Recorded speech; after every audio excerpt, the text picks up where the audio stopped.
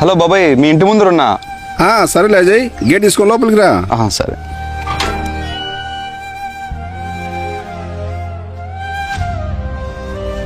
ఇదిగోండి బాబాయ్, మొన్న మీ దగ్గర తీసుకున్న డబ్బులు. అదేంటి రాజయ్, వారానికి ఇస్తున్నావు, 2 రోజులకి తిరిగి ఇస్తున్నావు? టైంకి అడ్జస్ట్ కాదేమో అనుకున్నా బాబాయ్, కానీ రావాల్సిన డబ్బులు వచ్చాయి, అందుకే తీసుకున్న డబ్బులు ఇచ్చేద్దామని. సర్లేరా, ఏదైనా అవసరం ఉంటే వాడుకో, వారానికి ఇస్తూలే, అంత తొందర ఏముంది? పర్లేదు బాబాయ్, నా కాడ ఉన్నాయి, ఇబ్బంది ఏం లేదు, మీరు తీసుకోండి. సరేరా.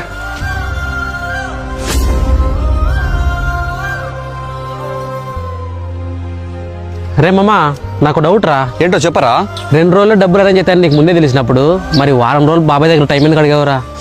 అదా, తీసుకున్నప్పుడు తిరిగి ఇస్తుంటే ఎవరైనా మళ్ళా ఇద్దు అని అంటారా, కానీ బాబాయ్ అన్నాడు. అలా అనడానికి కారణం ఏంటి?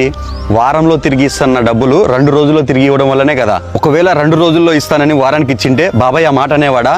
టైంకి డబ్బులు ఇల్లేదని ఇచ్చిన వెంటనే తీసుకునేవాడు, పైగా నా పైన ఉన్న నమ్మకం కూడా పోయేది. అదే మనం తీసుకున్న డబ్బులు ఇస్తామన్న టైం కన్నా ముందే ఇచ్చామనుకో, అదే మనకి అర్జెంట్ అయినప్పుడు ఎవరైనా హెల్ప్ చేయడానికి ముందుకు వస్తారు. డబ్బు విషయంలో కొంచెం అటు ఇటు అయినా ఎంతటి బంధాన్నైనా కూల్చేస్తుంది. అందుకే డబ్బు విషయంలో ప్రతి మాట, ప్రతి అడుగు చాలా జాగ్రత్తగా వేయాలి.